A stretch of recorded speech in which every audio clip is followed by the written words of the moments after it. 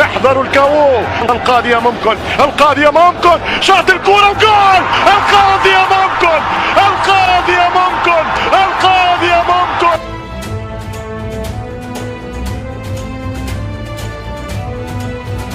في النهائي بقى المارد الاحمر هيلاعب رجاله 100 عقبه في نهائي تاريخي عمره ما حصل قبل كده. القاره الافريقيه لاول مره بيحصل فيها ده، ان نهائي دوري ابطال افريقيا يبقى بين فريقين من نفس البلد. ويوم بقى ما يحصل الكلام ده يبقى الاهلي والزمالك. ما هو ما ينفعش يا معلم يبقى حد غيرهم. اكبر واعرق فريقين في افريقيا كلها، الاهلي اللي مسيطر على القاره ماضي وحاضر ومستقبل، والزمالك اللي تاريخه وحده يعرفك كويس قوي هو مين الزمالك. لازم كان يبقى النهائي بين الفريقين دول. قبل الماتش الجمهورين مالوا الملعب وكله مستني يحتفل بفريقه اخر الماتش. الاهلي اللي ليه سنين بيقول التاسعه يا اهلي، والزمالك اللي ليه ملايين السنين بيقول السته يا زمالك. بدأ ما بينهم النهائي ودفاع الزمالك مهزوز، وحسين الشحات برضه مش مفهوم كالعادة. ضربة ركنية للنادي الأهلي في أول 5 دقايق، علي معلول على التنفيذ هوب، والهدف الأول للنادي الأهلي. عمرو السولية سجل الأول للأهلي بدري جدا. بعد الجون خرج الزمالك بكل رجالته عشان يتعادل. شيكا بيحاول، ومن بعده بن شرقي بدل المرة 2 و3، لكن لسه التعادل ما جاش لحد ما جت الدقيقة 30 وشيكا مزيكا الممتع للعين والمريح جدا للأعصاب بيجيب التعادل على طريقة شيكا الخاصة.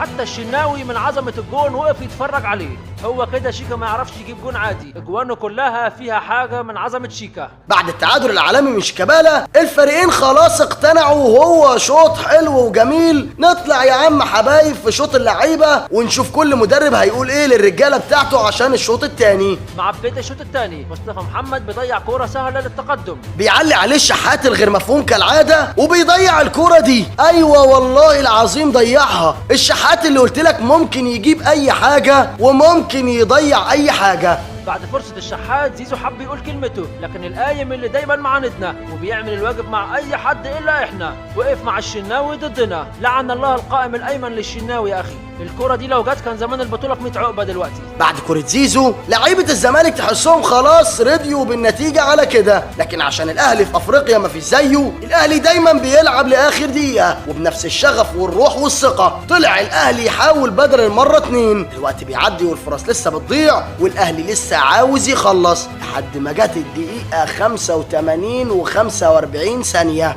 لحظة من اعظم اللحظات في تاريخ جمهور الاهلي. احذروا الكاو. القاضية ممكن. محمد مجدي قفشة كتب اسمه بأحرف من دهب في تاريخ النادي الأهلي وفي قلب كل أهلاوي عاشق للكيان. ما هو لما تجيب جون بالشكل ده وفي الوقت ده وفي نهائي دوري أبطال أفريقيا ضد الزمالك الغريم الأزلي التاريخي للأهلي، يبقى أنت أكيد محمد أبو تريكة. سوري يا عم خلاص ما تزقش، يبقى أنت أكيد محمد مجدي قفشة. بعد الجون الزمالك بيحاول والأهلي بيدافع عن البطولة، والحكم أخيرا بيصفر وبيعلن التاسعة بتوقيت الأهلي. حلقتنا التاريخية خلصت خلاص، وسواء انت اهلاوي او زملكاوي فاكيد يا معلم استمتعت معانا بالحلقة. خلي بقى عندك دم شوية واظبطني اللايك والشير واشترك في القناة لو لسه ما اشتركتش، وفعل الجرس يوصلك جديدنا اول باول. فولو للبيج بتاعتنا على فيسبوك، وبص على قناتنا ولطها اجنبي، وبص كمان على قناتنا الرئيسية واللي هتلاقي اللينكات بتاعتهم تحت في الديسكريبشن. وسلام عليكم.